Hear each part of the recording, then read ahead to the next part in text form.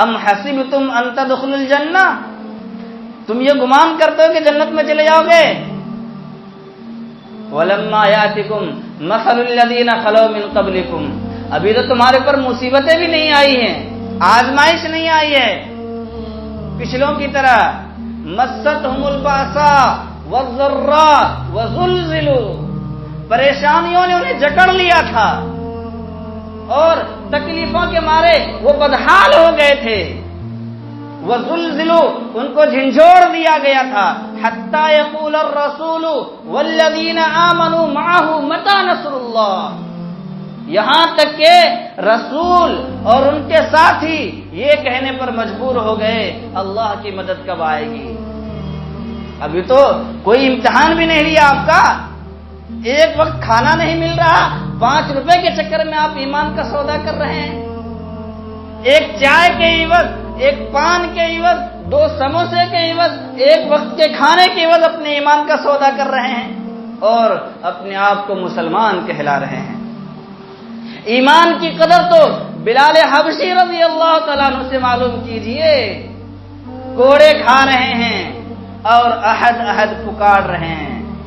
ایمان کی حقیقت اور اس کی قدر خباب بن ارت رضی اللہ تعالیٰ عنہ سے معلوم کیجئے کہ کفار نے ان کو آگ کے شعلوں پر لٹا کر گھسیٹا تھا، کمر کی چربی اور خون سے آگ بجھ گئی تھی، لیکن ایمان کو نہیں چھوڑا۔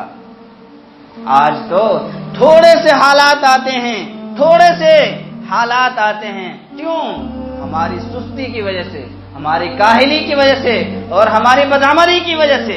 اگر ہم مکمل چست و چالاک ہوں، صحیح طریقے سے کاروبار ہوں، ہمارے صحیح طریقے سے ہم کمائیں، ہمارے پاس پیسے ہوں تو اللہ کا شکر ہے۔ اسی طرح کمانا اس لیے فرض کیا گیا، جان بچانا فرض ہے۔ تھوڑے سے حالات آتے ہیں اور پھر ہم فوراً ہی بسم اللہ الرحمن الرحیم، الحمد للہ وکفی وسلام علی عباده الذین اصطفى، اما بعد فاعوذ باللہ من الشیطان الرجیم، بسم اللہ الرحمن الرحیم۔ وَإِذَا سَمِعُوا مَا أُنزِلَ إِلَى الرَّسُولِ تَرَى أَعْيُنَهُمْ تَفِيضُ مِنَ الدَّمْعِ مِمَّا عَرَفُوا مِنَ الْحَقِّ يَقُولُونَ رَبَّنَا آمَنَّا فَاكْتُبْنَا مَعَ الشَّاهِدِينَ، صدق الله العظيم۔ قال رسول الله صلى الله عليه وسلم: إن الإسلام يهدم ما كان قبله، وإن الهجرة تهدم ما كان قبلها، او کما قال علیہ الصلاۃ والسلام۔ درود شریف پڑھ لیجیے۔ اللہم صلی علی سیدنا محمد وعلی آل سیدنا محمد وبارک وسلم۔ لائق صد احترام معزز سامعین کرام، نوجوان دوستوں اور بزرگوں، اسلامی سال 1445 ہجری کا یہ دوسرا مہینہ صفر المظفر ہمارے اوپر سایہ فگن ہے اور آج اس کی 14 تاریخ ہے۔ گزشتہ جمعہ میں نے توحید کے عنوان سے بات چیت کی تھی۔ آج کے اس مبارک جمعے میں آپ حضرات کے سامنے ایمان کی حفاظت کے سلسلے میں اور اسی طریقے سے صحابہ کرام رضوان اللہ تعالی علیہم اجمعین نے ایمان کی حفاظت کرنے کی غرض سے جو حبشہ کی طرف ہجرت فرمائی ہے، اس سلسلے میں چند باتیں عرض کرنے کی کوشش کر رہا ہوں۔ دعا کیجیے خداوند قدوس مجھے صحیح بات کہنے کی اور ہم سب کو اس پر عمل کرنے کی توفیق عطا فرمائے۔ عزیزان گرامی، قرآن کریم کے اندر اللہ تعالیٰ فرماتے ہیں وَإِن تَعُدُّوا نِعْمَةَ اللَّهِ لَا تُحْصُوهَا، اللہ تعالیٰ کی نعمتوں کو اگر شمار کرنا چاہو، اللہ تعالیٰ کی نعمتوں کو جو بندوں پر ہیں اگر اس کو گننا چاہو، لا تحصوها، تم اس کو شمار نہیں کر سکتے۔ آدمی جب بچہ پیدا ہوتا ہے اس وقت سے لے کر قبر میں جانے تک، اور اسی طریقے سے صبح بیدار ہونے سے رات میں سونے تک، اور رات میں سونے کے بعد صبح بیدار ہونے تک اللہ تعالیٰ کی بے شمار نعمتوں کا استعمال کرتا ہے۔ اگر آدمی ان تمام چیزوں پر غور کرے اور تو اللہ تعالیٰ کی نعمت اور اللہ تعالیٰ کی قدرت اس پر آشکار ہو جائے گی، اس پر واضح ہو جائے گی۔ اللہ تعالیٰ کی جتنی بھی نعمتیں ہیں ان تمام نعمتوں میں سب سے بڑی اور اہم نعمت اگر کوئی ہے تو وہ ایمان کی نعمت ہے، وہ ایمان کی دولت ہے۔ کیوں؟ اس لیے کہ اس دنیاوی زندگی کے اندر اگر کسی آدمی کے پاس آنکھ نہیں ہے، آنکھ کی نعمت نہیں ہے، تو اس کی زندگی گزر رہی ہے اور گزر جائے گی۔ اگر کوئی شخص کان جیسی نعمت سے محروم ہے، اللہ تعالیٰ نے اسے کان نہیں دیے، وہ بہرا ہے، تو یہ زندگی اس کی گزر جائے گی۔ اور دنیا کے اندر اگر کوئی شخص کھا پی رہا ہے اور تندرست ہے، مزے میں ہے، اس کی زندگی گزر رہی ہے۔ اور جو شخص بھوکا ہے، ایک وقت کھاتا ہے، ایک وقت صبر کرتا ہے، اس کی بھی زندگی گزر رہی ہے۔ لیکن آخرت کے میدان میں اور قیامت کی زندگی میں، آخرت کی زندگی میں اگر کسی کے پاس ایمان نہیں ہے پھر اس کی زندگی کٹنے والی نہیں ہے۔ اگر کوئی شخص ایمان کی نعمت سے محروم ہے تو اس کی زندگی کٹنے والی نہیں ہے۔ اگر ہمیشہ ہمیش کی جنت چاہیے، ہمیشہ ہمیش کی زندگی چاہیے، عیش و آرام چاہیے اور راحت اور تندرستی چاہیے، جنت میں جانا چاہتے ہیں تو شرط ہے ایمان۔ اللہ کے یہاں کوئی رشتہ داری نہیں، اللہ کے یہاں کسی سے کوئی رشتہ داری نہیں۔ ایسا نہیں ہے کہ کوئی نبی کے والد ہیں، نبی کے باپ ہیں تو جنت میں جا رہے ہیں، اور ایسا نہیں ہے کہ کوئی نبی کا بیٹا ہے وہ جنت میں جا رہا ہے بیٹا اور باپ ہونے کی وجہ سے نہیں۔ ایسا نہیں ہے کہ کوئی مفتی صاحب ہیں اور ان کے والد جو ہے ایمان لائے نہیں، ایمان ہے نہیں اور جنت میں جا رہے ہیں، ایسا نہیں ہو سکتا۔ کامیابی اگر چاہیے تو ایمان ضروری ہے۔ حضرت ابراہیم علیہ السلام کتنے بڑے پیغمبر ہیں، 1,00,000 تقریباً نبی ان کی نسل میں ہیں۔ ان کے والد آزر بت بناتے تھے، اس کو بیچتے تھے، بت پرستی کرتے تھے اور ان کی مغفرت نہیں ہوئی، بلکہ حضرت ابراہیم علیہ السلام نے اپنے والد سے جدا ہوتے وقت جب ان کے والد نے کہہ دیا کہ وَإِلَّمْ فَلَا تَهْجُرْنِي مَلِيًّا، جب انہوں نے ان کے والد نے کہہ دیا کہ اگر تو ان سب چیزوں سے باز نہیں آیا تو میں تجھے پتھر سے ہلاک کر دوں گا، تو حضرت ابراہیم علیہ السلام نے والد سے کہا کہ اب میں چلا، آپ کا گھر مبارک، میں اب یہاں سے چلا، بس میں اپنے رب سے آپ کی مغفرت کی دعا کروں گا۔ صرف یہ لفظ حضرت ابراہیم علیہ السلام نے فرما دیا تھا تو اللہ تعالیٰ کے چونکہ بہت خاص پیغمبر تھے تو اللہ تعالیٰ نے ان کی طرف سے صفائی پیش کی ہے۔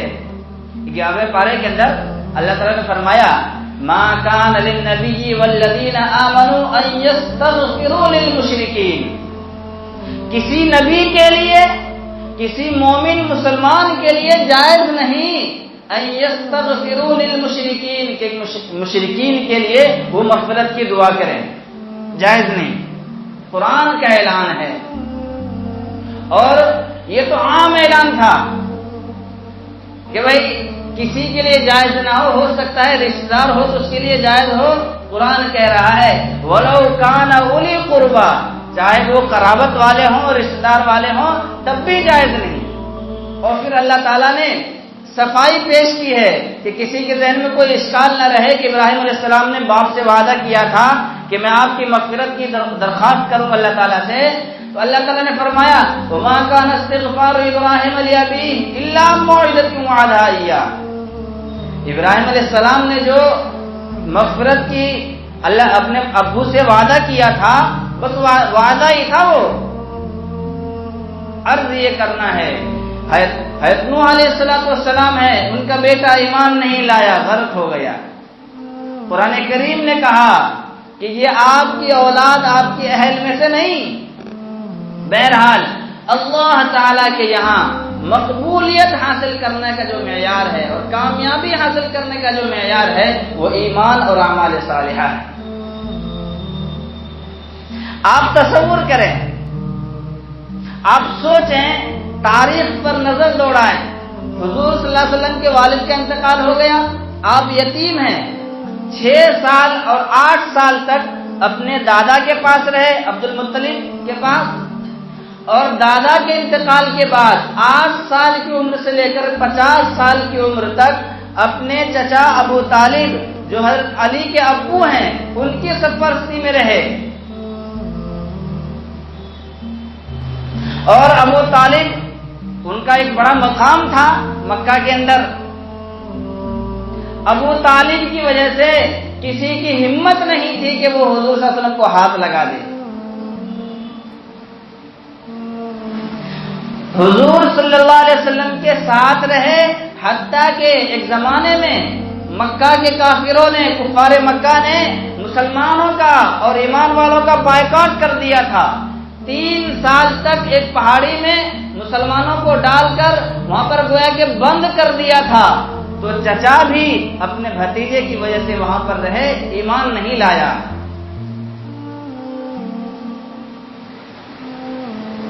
ایمان نہیں لایا۔ 3 سال کے بعد چچا کو پورا اعتماد تھا کہ میرا بھتیجا جو ہے کامیاب ہے، پورا اعتماد تھا۔ ایک مرتبہ جو ہے ابو طالب کے پاس بہت سارے لوگ آئے کہ اگر محمد صاحب چاہتے ہیں کہ خوبصورت لڑکی سے نکاح کریں تو ہم دے دیں گے، اگر بادشاہ بننا چاہتے ہیں ہم بادشاہ بنا لیں گے، ہمیں منظور ہے، آپ کہہ دیجئے کہ وہ پیچھے ہٹ جائیں اپنے ارادے، اپنے مشن سے۔ چچا نے ان کو بلایا حضور صلی اللہ علیہ وسلم کو اور فرمایا کہ اس طرح لوگ مجھے کہہ رہے ہیں۔ حضور نے فرمایا صلی اللہ علیہ وسلم کہ چچا جان، اگر یہ لوگ میرے ایک ہاتھ میں سورج اور دوسرے ہاتھ میں چاند لا کر دے دیں میں تب بھی اس مشن سے باز آنے والا نہیں۔ میں جس چیز کی دعوت دے رہا ہوں، جس پیغام کو میں لے کر عام کر رہا ہوں، اس کے اوپر مجھے اتنا شرح صدر ہے، میں اتنا مطمئن ہوں کہ میں اس کو بیان نہیں کر سکتا۔ چچا نے فرمایا بیٹا جا، تو جو مشن تو لے کر کرنا چاہتا ہے تو اس مشن کی دعوت دے، اس کو عام کر، میں تیرے ساتھ ہوں۔ آخری وقت ہے چچا کی، آخری ٹائم ہے۔ حضور فرما رہے ہیں چچا جان میرے کان میں کم سے کم آپ کلمہ پڑھ لیجئے، ایمان لے آئیے، میں آپ کی اللہ تعالیٰ کی سفارش کروں گا۔ ابو جہل بیٹھا ہوا ہے، وہ کہہ رہا ہے کہ میں آج دیکھتا ہوں کہ ابو طالب جو ہے یہ محمد کے دین پر جان دیتا ہے یا اپنے باپ دادا کے دین پر جان دیتا ہے۔ بالآخر کلمہ نہیں پڑھا۔ حضور صلی اللہ علیہ وسلم نے فرمایا کہ قیامت کے میدان میں سب سے کم درجہ اور ہلکے درجے کا عذاب ان کو دیا جائے گا، ان کو آگ کی جوتی پہنائی جائے گی، اس کا اثر یہ ہوگا کہ سر کے کھوپڑی ابل رہی ہوگی۔ عرض یہ کرنا ہے کہ ایمان کی جو دولت ہے یہ بہت اہم دولت ہے، بہت قیمتی دولت ہے۔ آپ تصور کریں کہ دنیا کی زندگی جو ہے یہ مختصر سی زندگی ہے، 60 سال 70 سال کی زندگی ہے، آدمی تو ایسے ہی گزار دے گا اور گزر رہی ہے، سب کی زندگی گزر رہی ہے، لیکن آخرت کی جو زندگی ہوگی لامحدود، اس زندگی کی کوئی حد نہیں، ہمیشہ کی زندگی، اس کی کامیابی کے لیے شرط ہے ایمان اور اعمال صالحہ۔ آپ تصور کریں کہ اتنی قیمتی چیز ہے، اس کی حفاظت بھی ذمہ داری ہے، اس کی حفاظت بھی کرنی ہے۔ عزیزان گرامی، ایمان کی اہمیت ہمارے دلوں کے اندر نہیں، اللہ اکبر، کیونکہ ایمان کے پیچھے ہمارا کچھ بھی نہیں لگا۔ اس کو حاصل کرنے میں مسلمان کے گھر پیدا ہوئے اور اسلامی نام رکھ لیا، اور ایمان تو ہمیں میراث میں ملا ہے۔ آپ ان لوگوں سے معلوم کریں جو بت پرستی کو، آگ کی پرستش کو اور دوسری چیزوں کو چھوڑ کر ایمان لاتے ہیں۔ اللہ اکبر۔ ایمان کی قدر تو ان جادوگروں کو تھی۔ موسیٰ علیہ السلام کا مقابلہ کرنے کے لیے آئے تھے جادوگر، فرعون کے اشارے پر میدان کے اندر جادوگروں نے لاٹھی اور رسیوں کے ذریعے سانپ بنا کر ڈال دیا۔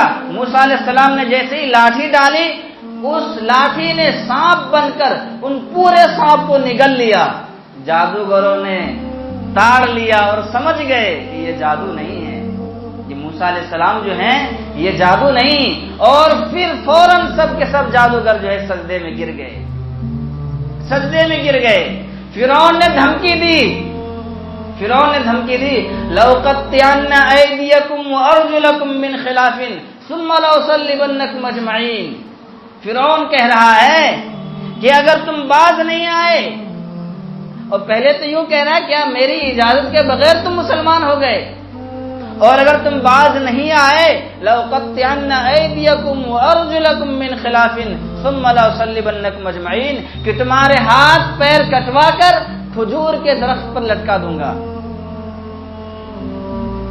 فرعون دھمکی دے رہا ہے، فرعون دھمکی دے رہا ہے، ہاتھ پیر کاٹ کر کھجور کے درخت پر لٹکا دوں گا۔ ان جادوگروں کو 1 منٹ اور 5 منٹ کے اندر حقیقت معلوم ہو گئی تھی کہ حقیقت کیا ہے، موسیٰ علیہ السلام کیا ہیں اور ہم کیا ہیں۔ پھر ان جادوگروں نے کہا تھا فرعون کو فَقْضِ مَا أَنْتَ قَاضٍ، 16واں پارہ ہے، آپ اٹھا کر دیکھ لیجئے۔ جادوگروں نے کہا تھا تجھے جو کرنا ہو تو کر لے، ہم ایمان کی دولت سے ہم ہاتھ نہیں ہٹانے والے، ایمان کی دولت نہیں چھوڑنے والے۔ حضرت گرامی، ہم کیا سمجھتے ہیں جنت اتنی سستی ہے، مسلمان گھر میں پیدا ہو گئے، مسلمان رام رکھ لیا، اور پھر نماز ہے نہیں، کیا ہے کیا نہیں، دین پر کتنا چل رہے نہیں چل رہے، بس جنت تو مل ہی جائے گی۔ اتنی آسان بھی نہیں ہے۔ قرآن کریم کہتا ہے ام حسبتم ان تدخلوا الجنہ، کیا تم یہ گمان کرتے ہو تم جنت میں چلے جاؤ گے؟ ایک آدمی جو رائی کے دانے کے برابر ایمان بچا کر لے جائے گا، اللہ تعالیٰ اس کو دنیا سے 10 گنی بڑی جنت دیں گے۔ آدمی 10 دھر زمین خریدنے میں کتنی پریشانی ہو جاتی ہے، اور دنیا سے 10 گنی جنت مل رہی ہو تو کچھ تو بات ہوگی۔ قرآن کہتا ہے ام حسبتم ان تدخلوا الجنہ، تم یہ گمان کرتے ہو کہ جنت میں چلے جاؤ گے؟ وَلَمَّا يَأْتِكُمْ مَثَلُ الَّذِينَ خَلَوْا مِن قَبْلِكُمْ، ابھی تو تمہارے پر مصیبتیں بھی نہیں آئی ہیں، آزمائش نہیں آئی ہے پچھلوں کی طرح۔ مَسَّتْهُمُ الْبَأْسَاءُ وَالضَّرَّاءُ وَزُلْزِلُوا، پریشانیوں نے انہیں جکڑ لیا تھا اور تکلیفوں کے مارے وہ بدحال ہو گئے تھے۔ وَزُلْزِلُوا، ان کو جھنجھوڑ دیا گیا تھا۔ حَتَّى يَقُولَ الرَّسُولُ وَالَّذِينَ آمَنُوا مَعَهُ مَتَى نَصْرُ اللَّهِ، یہاں تک کہ رسول اور ان کے ساتھی یہ کہنے پر مجبور ہو گئے اللہ کی مدد کب آئے گی۔ ابھی تو کوئی امتحان بھی نہیں لیا آپ کا، ایک وقت کھانا نہیں مل رہا، 5 روپے کے چکر میں آپ ایمان کا سودا کر رہے ہیں، ایک چائے کے عوض، ایک پان کے عوض، 2 سموسے کے عوض، ایک وقت کے کھانے کے عوض اپنے ایمان کا سودا کر رہے ہیں اور اپنے آپ کو مسلمان کہلا رہے ہیں۔ ایمان کی قدر تو بلال حبشی رضی اللہ تعالیٰ عنہ سے معلوم کیجئے، کوڑے کھا رہے ہیں اور احد احد پکار رہے ہیں۔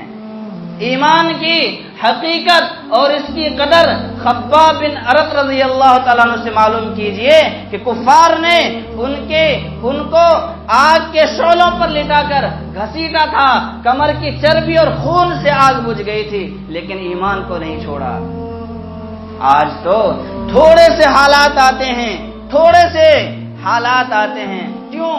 ہماری سستی کی وجہ سے، ہماری کاہلی کی وجہ سے اور ہماری بدعملی کی وجہ سے۔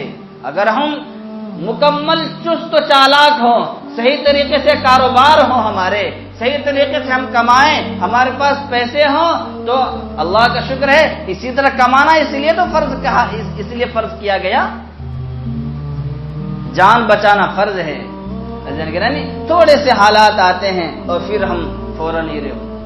آج دیکھ لیجئے ہمارے معاشرے کے اندر لوگ کس قدر ارتداد کے شکار ہیں. آپ کیا سمجھ رہے ہیں ہمارا محلہ محفوظ ہے؟ ایک دو واقعہ ہوتا ہے، کوئی لڑکی اس کے ساتھ بھاگ کے جا رہی ہے، ایمان کا سودا کر رہی ہے، کوئی لڑکا ادھر جا رہا ہے سودا کر رہا ہے، ہمارا گھر تو بچا ہوا ہے.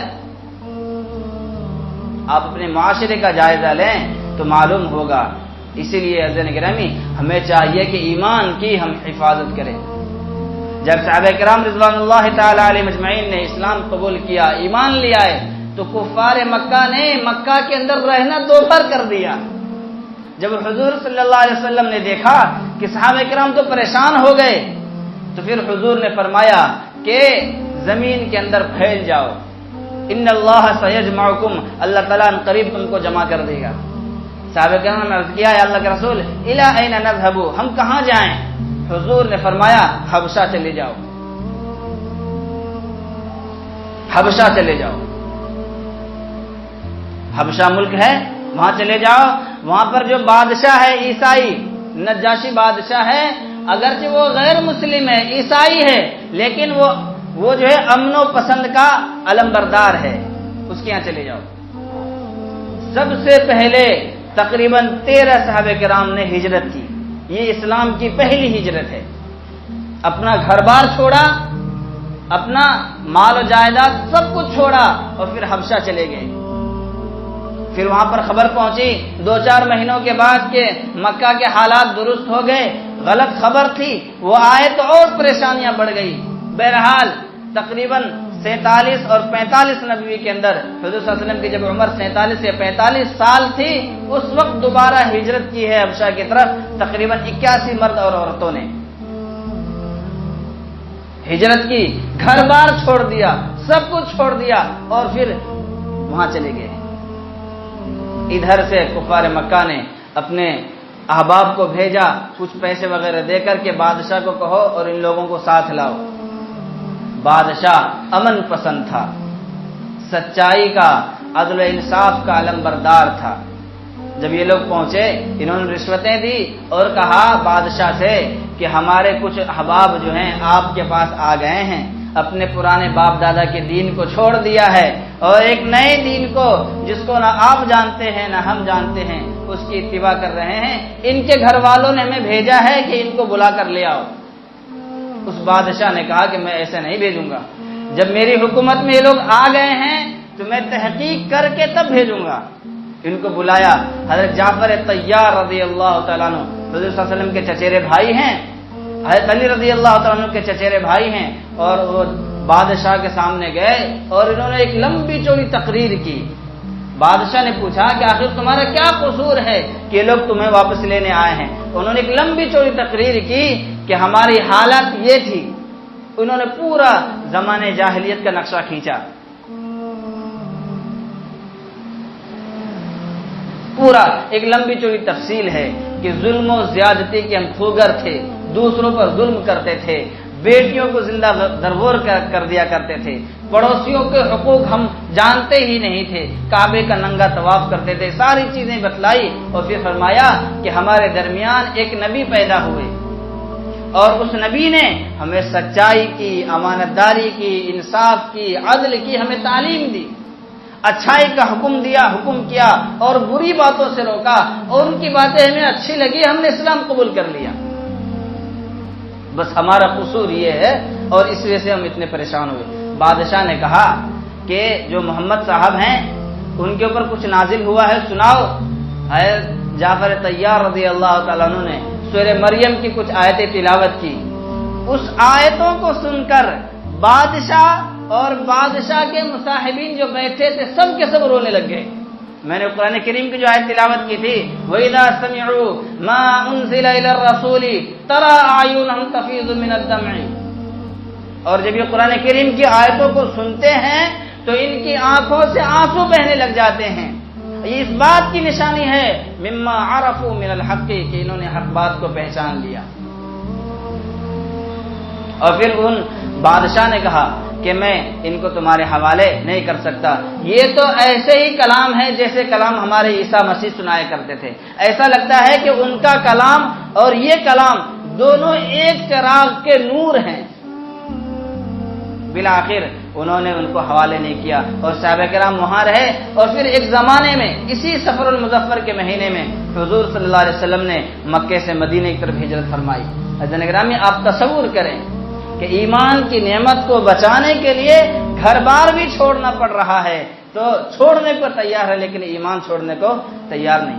دنیاوی زندگی مختصر سی زندگی ہے، اس لیے ہمیں چاہیے کہ اپنے بچوں کی حفاظت کریں، اپنے بچوں پر نگرانی کریں، ان کی دیکھ بھال کریں. کیا کر رہے ہیں، کہاں جا رہے ہیں، کیوں جا رہے ہیں، موبائل کتنا وقت چلاتے ہیں، کیوں چلاتے ہیں. چھوٹے بچوں کو موبائل کی کیا ضرورت ہے؟ بچوں سے دور رہیں. ان سب چیزوں سے غیر ارادی طور پر آدمی نہ چاہتے ہوئے بھی ان سب چیزوں میں مبتلا ہو جاتا ہے. آدمی کے اندر شکوک و شبہات پیدا کرنے والے بے شمار چینلز وغیرہ تیار ہیں، آدمی کے اندر جو ہے ایمان کو اندر ہی اندر کاٹ دیتے ہیں. اللہ تعالی ہم سب کی حفاظت فرمائے، اللہ تعالی ہمارے ایمان کی حفاظت فرمائے، اللہ تعالی ہم سب کو عمل کرنے کی توفیق عطا فرمائے. آمین. واخر دعوانا الحمدللہ رب العالمین. سنتیں پڑھ لیجیے.